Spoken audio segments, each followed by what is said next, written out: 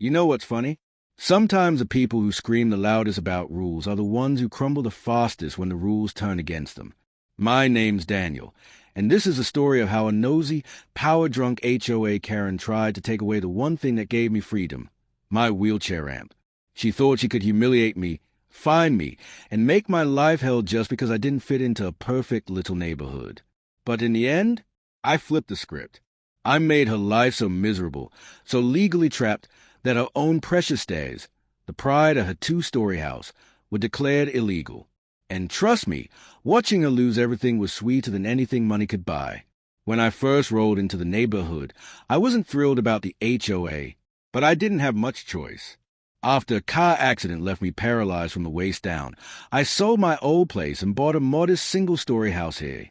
The selling point was a wide driveway and the space to build a ramp so I wouldn't have to fight stairs every time I came home. For a few weeks, life was calm. I kept to myself, got friendly nods from a couple of neighbors, and thought maybe this fresh start would work. Then Karen happened. She was a kind of woman who strutted like she owned every square foot of sidewalk, oversized sunglasses, sharp bob haircut, and that little designer dog yapping at her heels. The first time she saw me, she plastered on one of those tight smiles that said, "I'm judging you, but I'll pretend to be polite." I shrugged it off. I didn't know then how far her poison could spread. When my contractor started building my wheelchair ramp, she swooped in like a hawk. "Excuse me," she barked at him. "What do you think you're doing?" He explained, and she turned on me with the fakest syrupy tone. "Daniel, sweetie, I'm afraid that's not allowed here. You should have applied for HOA approval first. Ramps like this ruin the aesthetic harmony of our community." I blinked at her. "It's a wheelchair ramp. I need it to get into my house." Her smile dropped. "Rules are rules. I'll be filing a report." And she clicked away like she'd just saved the neighborhood from disaster. 2 days later, a letter arrived. $200 daily fines until I removed the ramp. They claimed it violated architectural harmony. I couldn't believe it. I tried explaining, sent medical notes, even cited federal law. But the HOA doubled down, led by Karen's spineless husband, who was a board president. They said, "The ADA doesn't apply here. You should have known before moving in." That was the moment I decided I wasn't going to roll over. I buried myself in research. Long nights of reading disability law, state housing codes, HOA bylaws. And what do you know? They were lying through their teeth. The ADA did apply. Because the HOA enforced community-wide rules, they couldn't deny reasonable accommodations. On top of that, state law had even stricter accessibility requirements. They weren't just being petty, they were breaking the law. I started documenting everything. Every fine letter, every voicemail, every snide remark Karen hissed when she walked past. I even had my contractor write a statement about her screaming at him. And when I started talking quietly with neighbors, stories spilled out.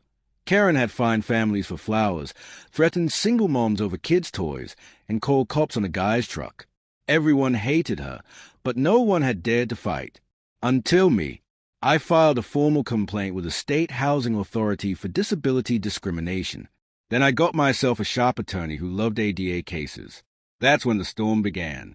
Karen came stomping to my porch one day, jabbing her manicured finger at me. "Do you have any idea what you're doing? You're destroying this community." I looked her dead in the eye. "No, I'm saving it from people like you." Her dog yapped as she stormed off, but I knew I'd rattled her. The case dragged on for months, but I wasn't just waiting. I was digging.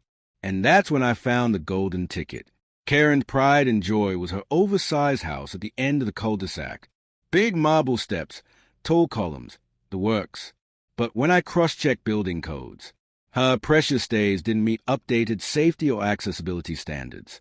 No handrail extensions, no accommodations, nothing. Technically, they were illegal. I made an anonymous call to the housing inspector. A few weeks later, trucks rolled up. Neighbors peeked from behind curtains as Karen screeched in her driveway, demanding they leave. They didn't. They slapped her with multiple violations and told her she had to install accessibility features, or face thousands in fines. Suddenly, the woman who tried to destroy my ramp had to add a ramp to her own home. It was poetic, delicious. She went ballistic, screaming at officials, throwing her sunglasses on the ground, her little dog barking like backup. And everyone saw it. Neighbors filmed it. The queen bee was crumbling in front of her hive. Meanwhile, my lawyer hammered the discrimination case. We had airtight evidence, the letters, Karen's statements, neighbors backing me up. When it finally came down, the settlement was brutal.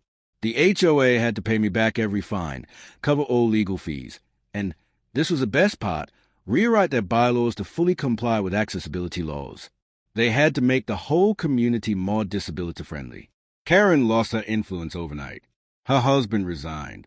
She slunk around the neighborhood like a ghost of a former self, glaring but powerless. And me? I wasn't just a guy with a ramp in the mall. The settlement let me oversee accessibility improvements.